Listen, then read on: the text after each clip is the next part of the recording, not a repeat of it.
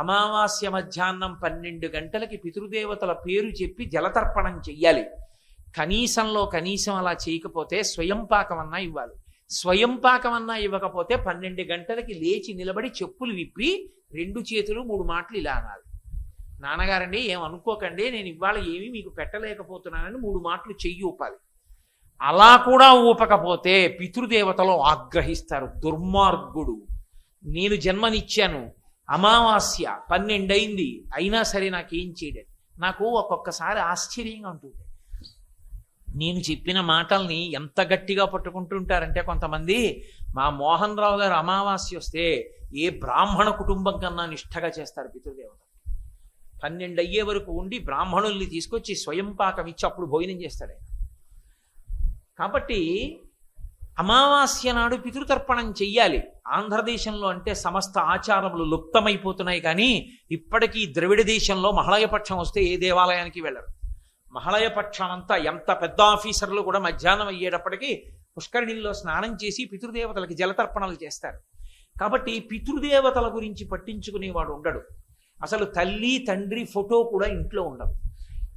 అట్టే మాట్లాడితే కూతురికి పెళ్లి చేసేటప్పుడు కన్యావరణ ఉంటున్నప్పుడు 3 తరాల పేర్లు చెప్పాలి. ఇంటి బ్రహ్మగారు అడుగుతాడు, ఏమయ్యా 3 తరాల పేర్లు చెప్పు, మీ తాతగారి పేరు ఏమిటంటాడు, తెలియదు. అది చెప్పడానికి ఒక ముసలమ్మ ఉంటుంది, ఆవిడని అడగాలి. మీ తాత పేరు ఇదిరా అంటుంది ఆవిడ. అప్పుడు ఆ తాత పేరు, అప్పుడు తండ్రి పేరు చెప్తాడు. వీడి పేరు ఒకటే, వీడు గుర్తు, తండ్రి పేరు ఏదో కొద్దిగా గుర్తు ఉంటే తాత పేరు తెలియనే తెలియదు. అసలు ముత్తాత పేరు చెప్పేవాడే లేదు. అసలు నాయనమ్మ పేరు అవి తెలుసున్న వాళ్ళు, తాతమ్మ పేరు తెలుసున్న వాళ్ళు ఇప్పుడు లేనే లేదు. అసలు తల్లిదండ్రులతోటి అనుబంధమే లేదు. వాడు పుడుతూనే హాస్టల్కి పోతాడు, తర్వాత అమెరికా పోతాడు, అక్కడ చదువుకుంటాడు, రష్యాలో ఉద్యోగం చేస్తాడు, లండన్లో రిటైర్ అవుతాడు, ఎక్కడో ఢిల్లీలో సెటిల్ అవుతాడు. ఈలోగా జన్మనిచ్చిన తండ్రి ఎప్పుడో ఆ ఊపిరి ఆగిపోతుంది. ఆగిపోయిన పుణ్యానికి వాడిని ఐస్ పెట్టులో పెట్టి 48 గంటలు పీనుగు నానిపోయి గడ్డ కట్టేసి ముట్టుకుంటే జారిపోయేట్టు అయిపోయాక వాడు వస్తాడు. వాడిని కన్న పుణ్యం ఏమిటో తెలుసా అండి?